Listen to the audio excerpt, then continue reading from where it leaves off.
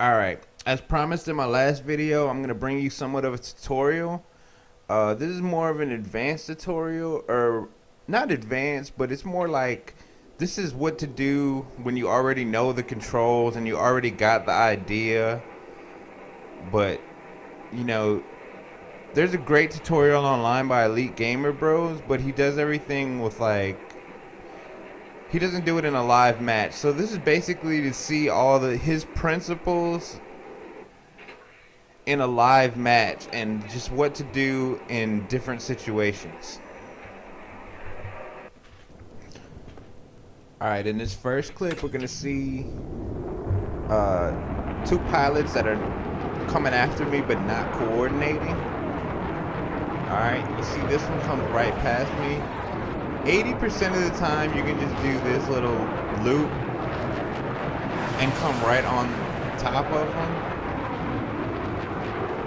So I noticed that this guy's really not that good. I get hit. I get one hit in the back. I decide to do this really easy. They're called scissors. But I didn't have to do them for very long before I guess he kind of lost interest. He didn't know that I was just going to shoot him down. And then the other one chases me with heat seekers. So I use my flares. I use the mountain as cover. I stay at a certain range. He can't lock you. So I stay there really briefly. And then I just decide to do the same move that I did earlier. And he lets me behind him. Like, you shouldn't do that. See how he just went straight for just a little too long and let me line up just so easy? And the other pilot, I don't even know where he went. I guess he just lost interest. But now I have a heli on me. And what I do is just, like, I already passed him. Like, I see him on my radar. I see he's way down below me. So I know he had to really point high to get that shot off. So now he's in a dive to recover from that, and it's just too late for him pretty much. But he jumps out, gets in the AA, he's annoying. Okay, now let's watch this clip again. Cause you can tell a lot just looking in the bottom left of my air radar. Like, I'm paying attention to that. That's how I knew to loop left. So I loop left behind this guy. I see the other guy coming. That's why I dipped lower than I probably was supposed to. But I didn't know if he was going to come straight after me. Once I did, you know, I made my move. If you keep looking at the air radar, it looks like the other plane just completely left me alone. So I'm not worried about it. But, oh, look, you can see it creeping back up on me. And then I hear the lock. So I know he's coming straight at me. So I need to make a move, and you see he's turning with me, so I just, again, do a very, very simple move. Don't see anything else on my air radar up, and he's by himself, and that's a bad place to be when you're flying against me. Alright, in this second clip, I just want to talk to you about identifying who you're flying up against with. Like, this guy, he's flying straight, he's ignoring me. I can tell he's probably a noob. Like, he doesn't know what he's doing. Then, okay, I'm getting hit. What am I getting hit from? Air radar showed me some guy just hit me from straight on. That means he's got pretty good aim. So right now, I'm in trouble because this is a pretty good pilot. So I keep turning into him because you don't want to go straight. You always want to turn into him.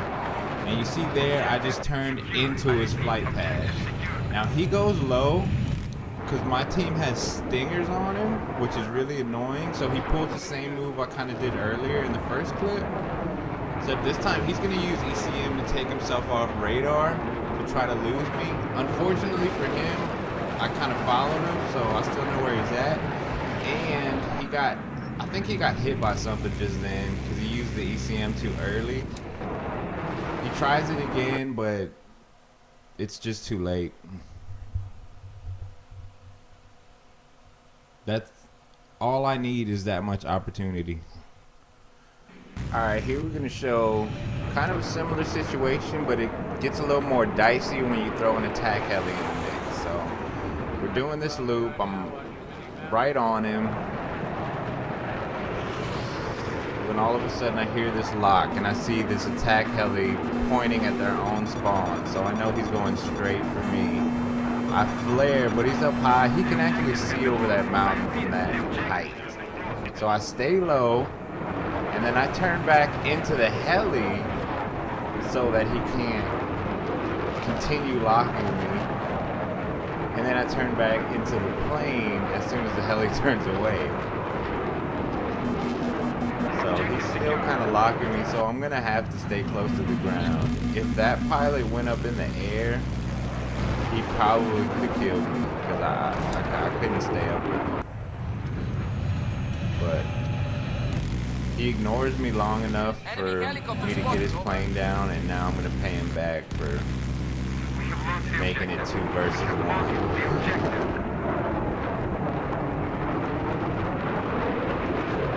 I know you're not gonna repair that heli. You're not. Now, I often get asked, well, how do you turn so quick? Well, it's simple. It depends on how good you want to be. But basically, if you look at the top left button, the top left rectangle, it has a number in it. You want to keep that number at about 315, 312. And you can practice that, on your own in an empty server. Just what do you have to do to keep it at that number? But I found that if you're turning horizontally, all you want to do is just brake like every other second, just a little bit. Brake, brake, brake, brake, and usually that does the trick. For vertical loops, it's a little trickier.